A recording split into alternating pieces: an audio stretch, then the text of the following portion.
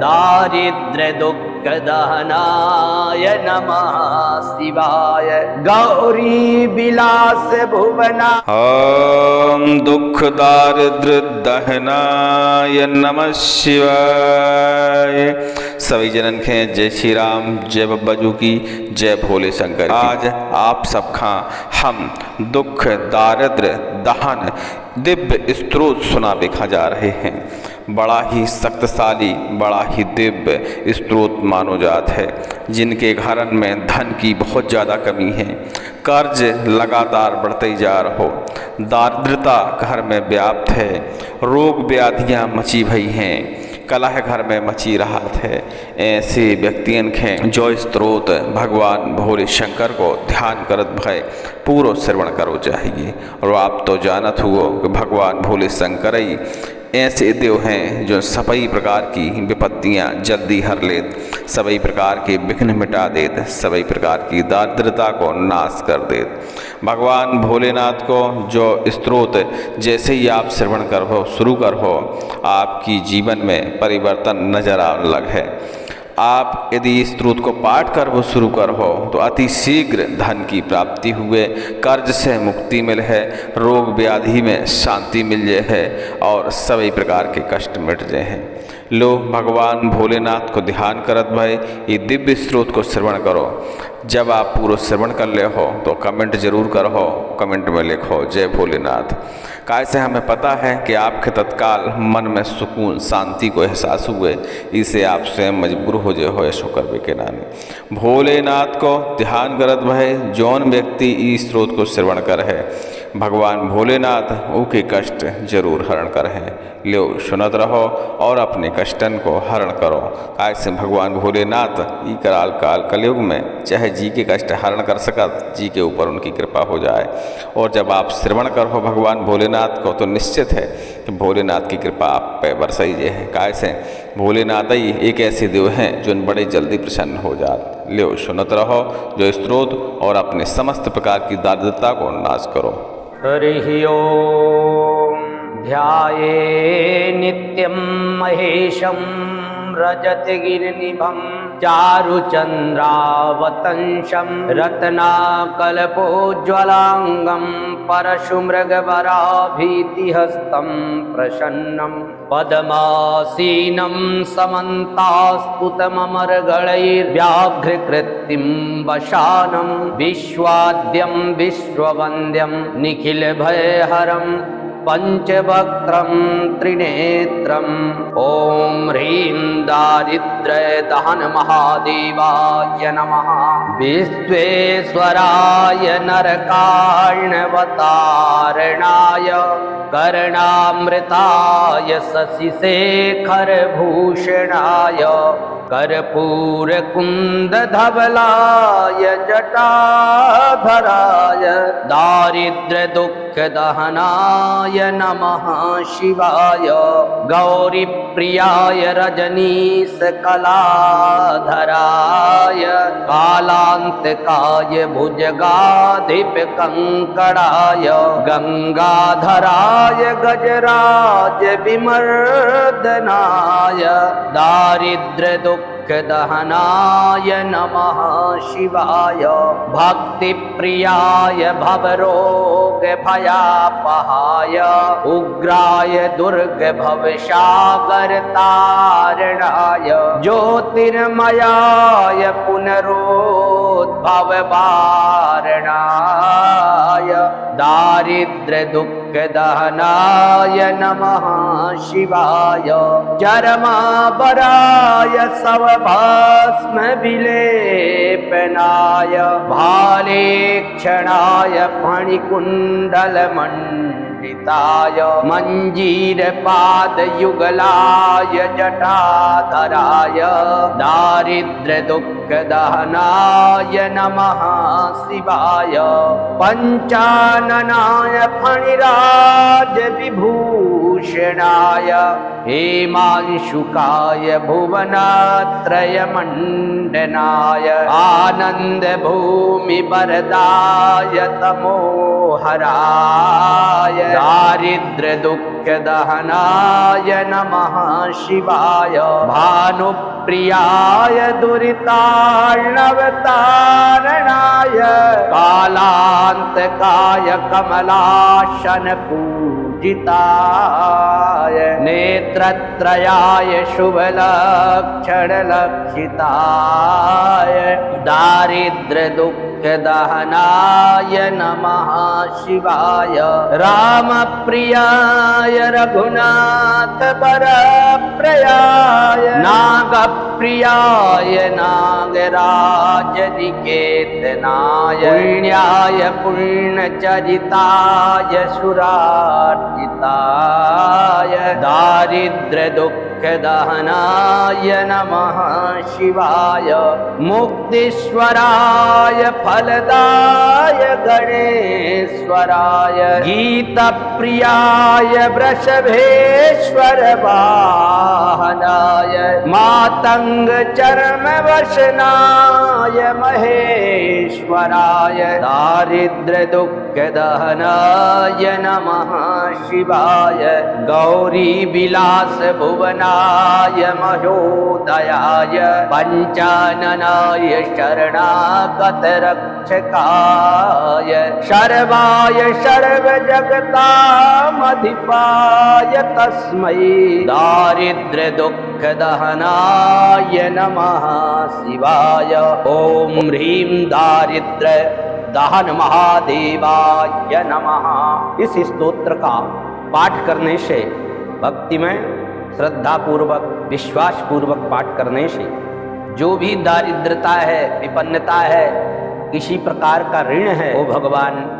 शिव की कृपा से वो दूर होता है, जीवन में सुख संपत्ति प्राप्त होती है। बोल शंकर भगवान की जय। लीजिए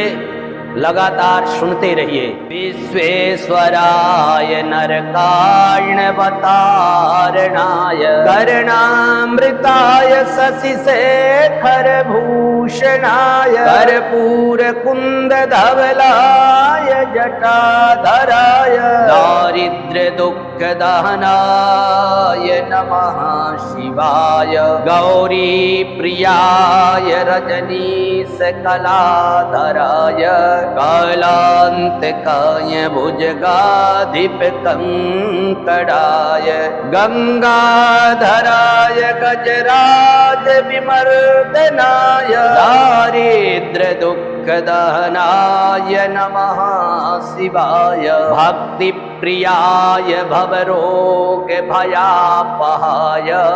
उग्राय दुर्ग भवसागर तारणाय ज्योतिर्मयाय पुनरुद्भव वारणाय दारिद्र्य दुःख दहनाय नमः शिवाय चरमावराय शवभस्म विलेपनाय वालेक्षणाय फणिकुण्डल मंडिताय मंजीर पाद युगलाज जटाधराय दारिद्र्य दुःख दहनाय नमः शिवाय पंचाननाय फणिराज विभूषणाय हेमांशुकाय भुवनत्रय मंडनाय आनंद भूमि वरदाय तमोहराय दारिद्र्य दुःख दहनाय नमः शिवाय भानुप्रियाय दुरितार्णवतारणाय कालांतकाय कमलाशन पूजिताय नेत्रत्रयाय शुभलक्षण लक्षिताय दारिद्र्य दुःख दहनाय नमः शिवाय रामप्रियाय रघुनाथ वरप्रयाय नागप्रियाय नागराजनिकेतनाय पुण्याय पुण्यचरिताय सुरार्चिताय दारिद्र्यदुःखदहनाय नमः शिवाय मुक्तेश्वराय फलदाय गणेश्वराय गीतप्रियाय वृषभेश्वर वाहनाय मातंग चर्म वशनाय महेश्वराय दारिद्र्य दुःख दहनाय नमः शिवाय गौरी विलास भुवनाय महोदयाय पंचाननाय शरणागत रक्षकाय शरवाय सर्व जगतामधिपाय तस्मै दारिद्र्य दुःख दहनाय नमः शिवाय ओम ह्रीं दारिद्र्य दहन महादेवाय नमः विश्वेश्वराय नरकार्णवतारणाय कर्णामृताय शशिशेखर भूषणाय कर्पूर कुंद धवलाय जटाधराय दारिद्र्य दुःख दहनाय नमः शिवाय गौरी प्रियाय रजनीश कलाधराय कालांतकाय भुजगाधिप कंकड़ाय गंगाधराय गजराज विमर्दनाय दारिद्र्य दुःख दहनाय नमः शिवाय भक्ति प्रियाय भवरोग भयापहाय उग्राय दुर्ग भवसागर तारणाय ज्योतिर्मयाय पुनरुद्भव वारणाय दारिद्र्य दुःख दहनाय नमः शिवाय चरमावराय शवभाष्म विलेपनाय वालेक्षणाय फणिकुण्डल मंडिताय मंजीर पाद युगलाय जटाधराय दारिद्र्य दुःख दहनाय नमः शिवाय पंचाननाय फणिराज विभूषणाय हेमांशुकाय भुवनात्रय मंडनाय आनंद भूमि वरदाय तमोहराय दारिद्र्य दुःख दहनाय नमः शिवाय भानुप्रियाय दुरितार्णवतारणाय कालांतकाय कमलाशन पूजिताय नेत्रत्रयाय शुभलक्षण लक्षिताय दारिद्र्य दुःख दहनाय नमः शिवाय रामप्रियाय रघुनाथ वरप्रयाय नागप्रियाय नागराजनिकेतनाय पुण्याय पुण्यचरिताय सुरार्चिताय दारिद्र्य दुःख दहनाय नमः शिवाय मुक्तेश्वराय फलदाय गणेश्वराय गीतप्रियाय वृषभेश्वर वाहनाय मातंग चर्म वशनाय महेश्वराय दारिद्र्य दुःख दहनाय नमः शिवाय गौरी विलास भुवनाय महोदयाय पंचाननाय शरणागत रक्षकाय शरवाय सर्व जगतामधिपाय तस्मै दारिद्र्य दुःख दहनाय नमः शिवाय ओम ह्रीं दारिद्र्य दहन महादेवाय नमः। विश्वेश्वराय नरकार्णवतारणाय कर्णामृताय शशिशेखरभूषणाय कर्पूरकुन्दधवलाय जटाधराय दारिद्र्यदुःखदहनाय नमः शिवाय गौरीप्रियाय रजनीशकलाधराय कालान्तकाय भुजगाधिपकङ्कणाय गङ्गाधराय गजराजविमर्दनाय दारिद्र्यदुःखदहनाय नमः शिवाय भक्तिप्रियाय भवरोगभयापहाय उग्राय दुर्गभवसागरतारणाय ज्योतिर्मयाय पुनरुद्भववारणाय दारिद्र्यदुःखदहनाय नमः शिवाय चरमावराय शवभस्मविलेपनाय वालेक्षणाय फणिकुण्डलमण्डिताय मञ्जीरपादयुगलाय जटाधराय दारिद्र्यदुःखदहनाय नमः शिवाय पञ्चाननाय फणिराजविभूषणाय हेमांशुकाय भुवनात्रयमण्डनाय आनन्दभूमिवरदाय तमोहराय दारिद्र्यदुःखदहनाय नमः शिवाय भानुप्रियाय दुरितार्णवतारणाय कालान्तकाय कमलाशनपूजिताय नेत्रत्रयाय शुभलक्षणलक्षिताय दारिद्र्यदुःखदहनाय नमः शिवाय रामप्रियाय रघुनाथवरप्रयाय नागप्रियाय नागराजनिकेतनाय पुण्याय पुण्यचरिताय सुरार्चिताय दारिद्र्यदुःखदहनाय नमः शिवाय मुक्तेश्वराय फलदाय गणेश्वराय गीतप्रियाय वृषभेश्वर वाहनाय मातङ्गचर्मवशनाय महेश्वराय दारिद्र्यदुःखदहनाय नमः शिवाय गौरीविलासभुवनाय महोदयाय पञ्चाननाय शरणागतरक्षकाय शरवाय सर्वजगतामधिपाय तस्मै दारिद्र्यदुःखदहनाय नमः शिवाय ॐ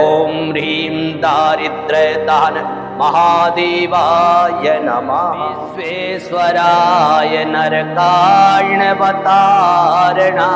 कर्णामृताय शशिशेखरभूषणाय कर्पूरकुन्दधवलाय जटाधराय दारिद्र्यदुःखदहनाय नमः शिवाय गौरीप्रियाय रजनीशकलाधराय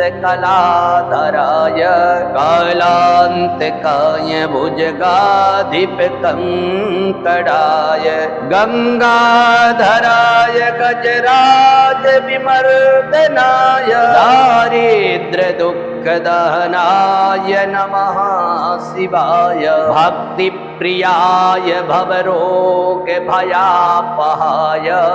उग्राय दुर्गभवसागरतारणाय ज्योतिर्मयाय पुनरुद्भववारणाय दारिद्र्यदुःख दुःखदहनाय नमः शिवाय चरमावराय शवभस्मविलेपनाय वालेक्षणाय फणिकुण्डलमण्डिताय मञ्जीरपादयुगलाय जटाधराय दारिद्र्यदुःखदहनाय नमः शिवाय पञ्चाननाय फणिराजविभूषणाय हेमांशुकाय भुवनात्रयमण्डनाय आनन्दभूमिवरदाय तमोहराय दारिद्र्यदुःखदहनाय नमः शिवाय भानुप्रियाय दुरितार्णवतारणाय कालान्तकाय कमलाशन पूजिताय नेत्रत्रयाय शुभलक्षणलक्षिताय दारिद्र्यदुःखदहनाय नमः शिवाय रामप्रियाय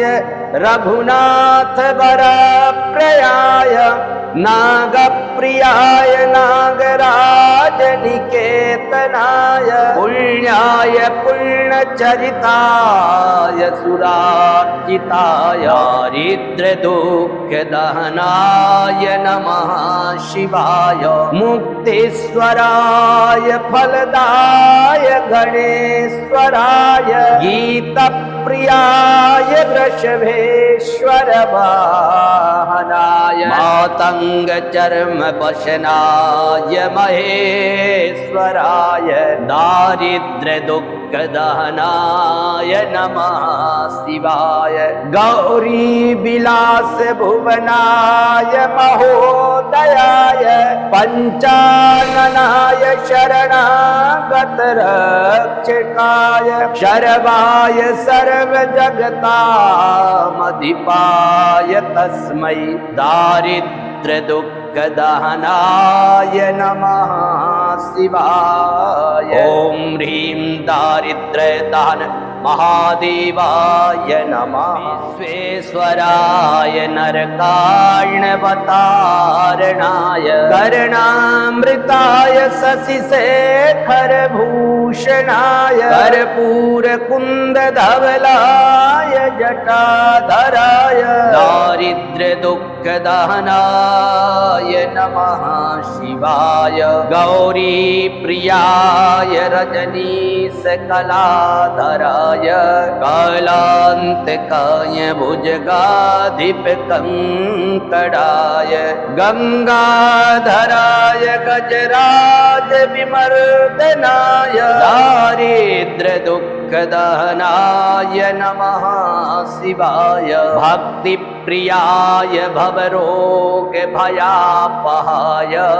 उग्राय दुर्गभवसागरतारणाय ज्योतिर्मयाय पुनरुद्भववारणाय दारिद्र्यदुःखदहनाय नमः शिवाय चरमावराय शवभस्मविलेपनाय वालेक्षणाय फणिकुण्डलमण्डिताय मञ्जीरपादयुगलाय जटाधराय दारिद्र्यदुःखदहनाय नमः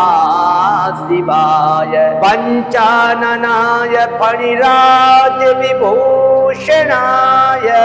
हेमांशुकाय भुवनात्रयमण्डनाय आनन्दभूमिवरदाय तमोहराय दारिद्र्यदुःखदहनाय नमः शिवाय भानुप्रियाय दुरितार्णवतारणाय कालान्तकाय कमलाशन पूजिताय नेत्रत्रयाय शुभलक्षणलक्षिताय दारिद्र्यदुःखदहनाय नमः शिवाय रामप्रियाय रघुनाथ वरप्रयाय नागप्रियाय नाग निकेतनाय पुण्याय पुण्यचरिताय सुरार्चिताय दारिद्र्य दुःख दहनाय नमः शिवाय मुक्तेश्वराय फलदाय गणेश्वराय गीतप्रियाय वृषभेश्वर वाहनाय मातंग चर्म वशनाय महेश्वराय दारिद्र्य दुःख दहनाय नमः शिवाय गौरी विलास भुवनाय महोदयाय पंचाननाय शरणागत रक्षकाय शर्वाय सर्व जगतामधिपाय तस्मै दारिद्र्य दुःख दहनाय नमः शिवाय ओम ह्रीं दारिद्र्य दहन महादेवाय नमः विश्वेश्वराय नरकार्णवतारणाय कर्णामृताय शशिशेखर भूषणाय कर्पूर कुंद धवलाय जटाधराय दारिद्र्य दुःख दहनाय नमः शिवाय गौरी प्रियाय रजनीश कलाधराय कालांतकाय भुजगाधिप कंकड़ाय गंगाधराय गजराज विमर्दनाय दारिद्र्य दुःख दहनाय नमः शिवाय भक्ति प्रियाय भवरोग भयापहाय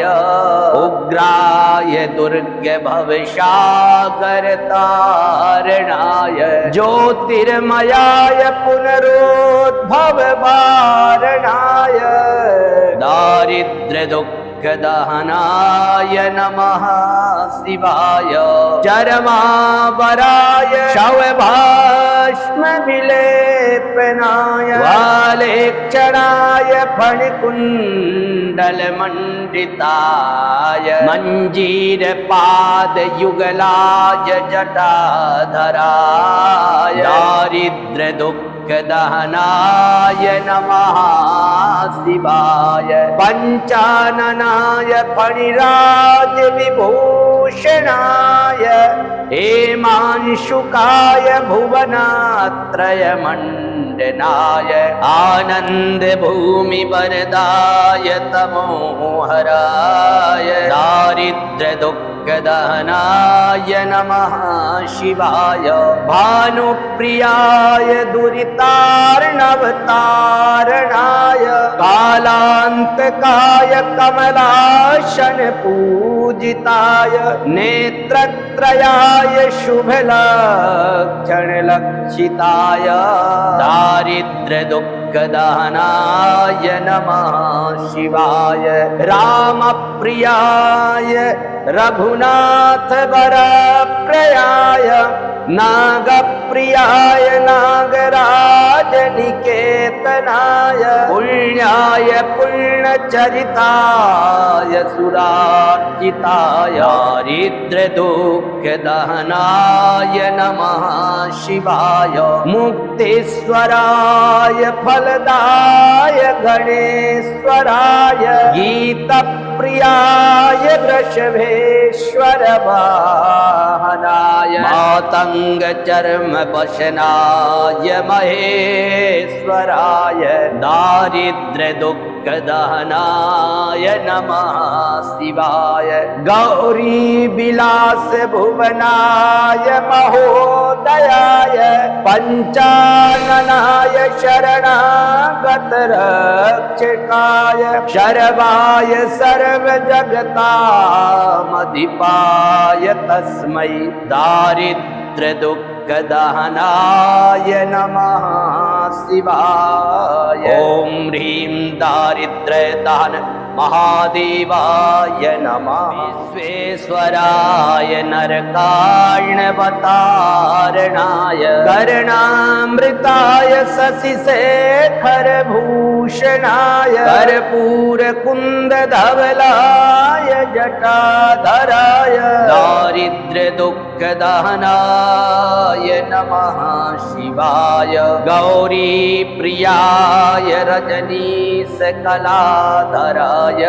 कालांतकाय भुजगाधिप कंकड़ाय गंगाधराय गजराज विमर्दनाय दारिद्र्य दुःख दहनाय नमः शिवाय भक्ति प्रियाय भवरोग भयापहाय उग्राय दुर्ग भवसागर तारणाय ज्योतिर्मयाय पुनरुद्भव वारणाय दारिद्र्य दुःख दहनाय नमः शिवाय चरमावराय शवभस्म विलेपनाय वालेक्षणाय फणिकुण्डल मंडिताय मंजीर पाद युगलाय जटाधराय दारिद्र्य दुःख दहनाय नमः शिवाय पंचाननाय फणिराज विभूषणाय हेमांशुकाय भुवनात्रय मंडनाय आनंद भूमि वरदाय तमोहराय दारिद्र्य दुःख दहनाय नमः शिवाय भानुप्रियाय दुरितार्णवतारणाय कालांतकाय कमलाशन पूजिताय नेत्रत्रयाय शुभलक्षण लक्षिताय दारिद्र्य दुःख दहनाय नमः शिवाय रामप्रियाय रघुनाथ वरप्रयाय नागप्रियाय नागराज निकेतनाय पुण्याय पुण्यचरिताय सुरार्चिताय दारिद्र्य दुःख दहनाय नमः शिवाय मुक्तेश्वराय फलदाय गणेश्वराय गीतप्रियाय वृषभेश्वर वाहनाय मातंग चर्म वशनाय महेश्वराय दारिद्र्य दुःख दहनाय नमः शिवाय गौरी विलास भुवनाय महोदयाय पंचाननाय शरणागत रक्षकाय शरवाय सर्व जगतामधिपाय तस्मै दारिद्र्य दुःख दहनाय नमः शिवाय ओम ह्रीं दारिद्र्य दहन महादेवाय नमः विश्वेश्वराय नरकार्णवतारणाय कर्णामृताय शशिशेखर भूषणाय कर्पूर कुंद धवलाय जटाधराय दारिद्र्य दुःख दहनाय नमः शिवाय गौरी प्रियाय रजनीश कलाधराय कालांतकाय भुजगाधिप कंकड़ाय गंगाधराय गजराज विमर्दनाय दारिद्र्य दुःख दहनाय नमः शिवाय भक्ति प्रियाय भवरोग भयापहाय उग्राय दुर्ग भवसागर तारणाय ज्योतिर्मयाय पुनरुद्भव वारणाय दारिद्र्य दुःख दहनाय नमः शिवाय चरमावराय शवभस्म विलेपनाय वालेक्षणाय फणिकुण्डल मंडिताय मंजीर पाद युगलाय जटाधराय दारिद्र्य दुःख दहनाय नमः शिवाय पंचाननाय फणिराज विभू भूषणाय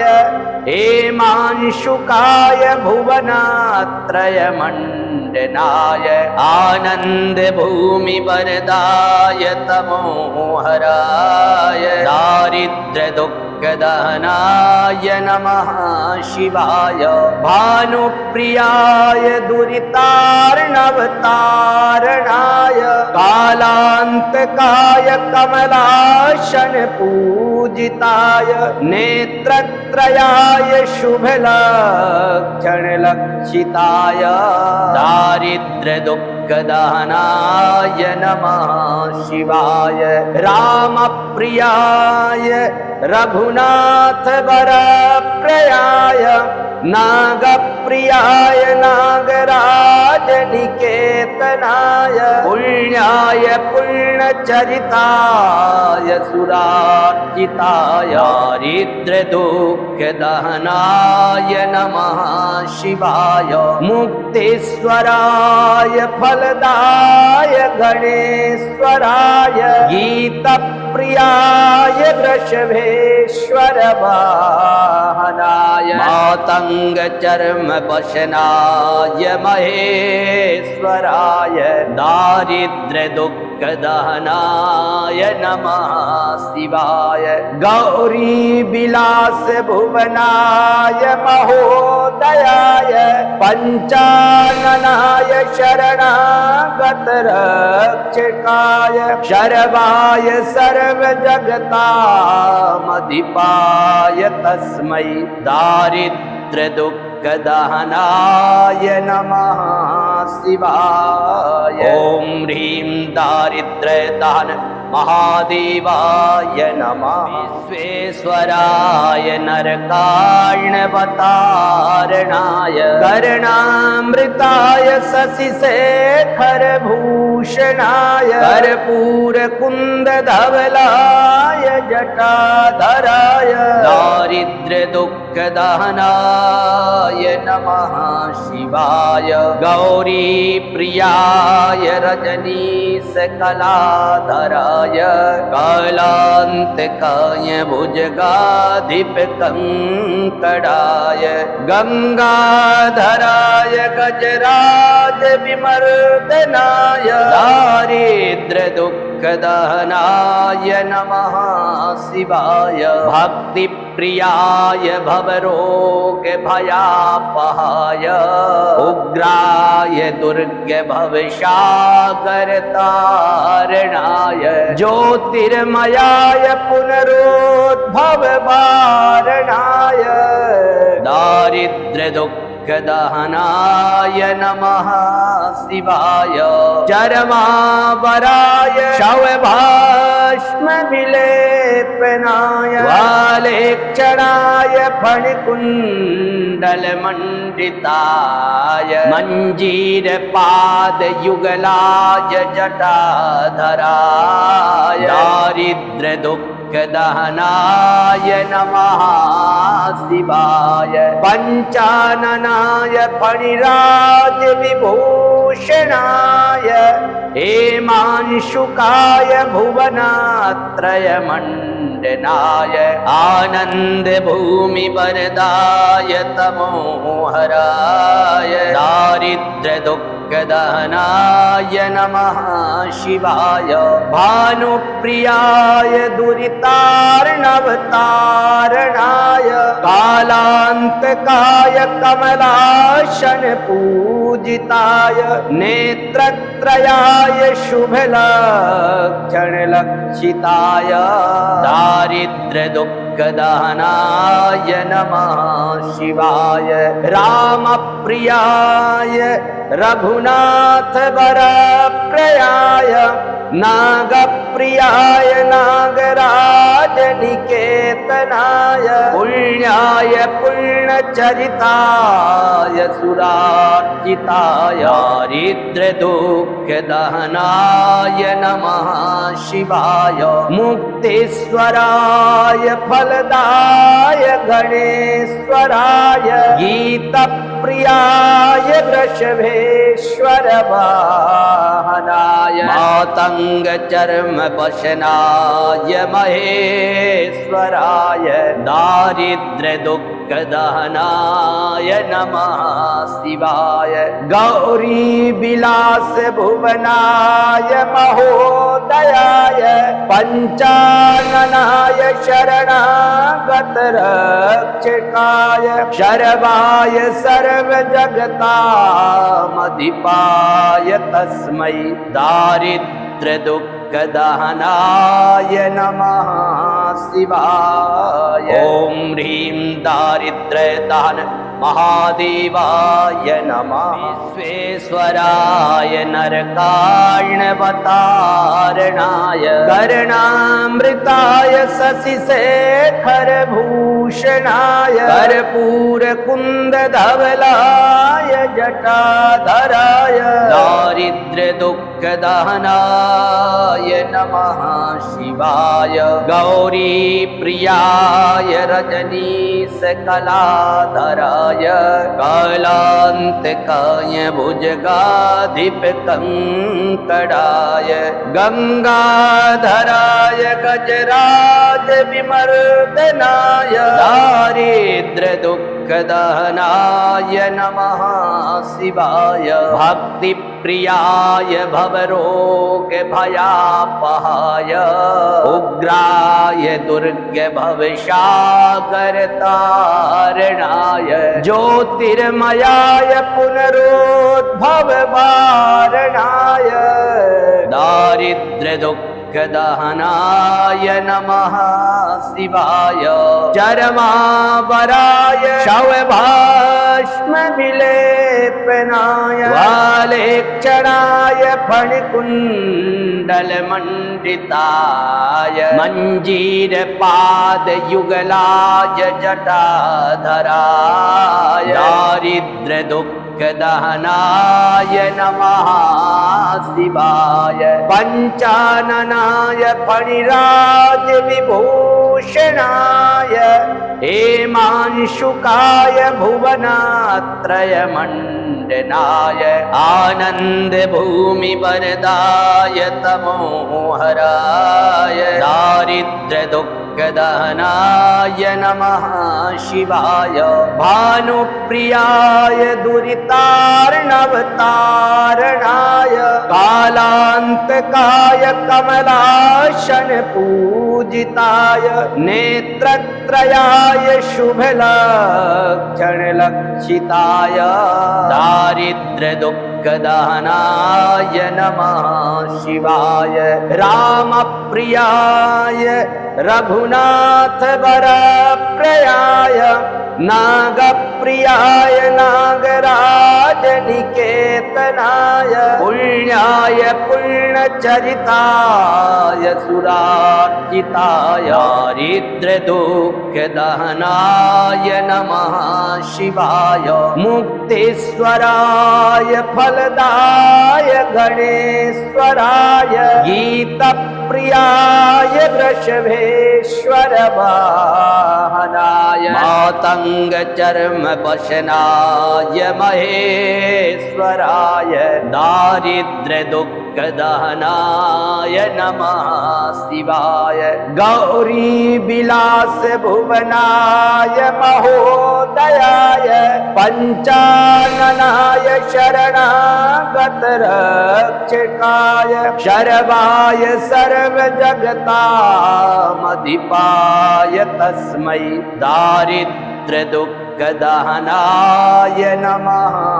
शिवाय ओम ह्रीं दारिद्र्य दहन महादेवाय नमः विश्वेश्वराय नरकार्णवतारणाय कर्णामृताय शशिशेखर भूषणाय कर्पूर कुंद धवलाय जटाधराय दारिद्र्य दुःख दहनाय नमः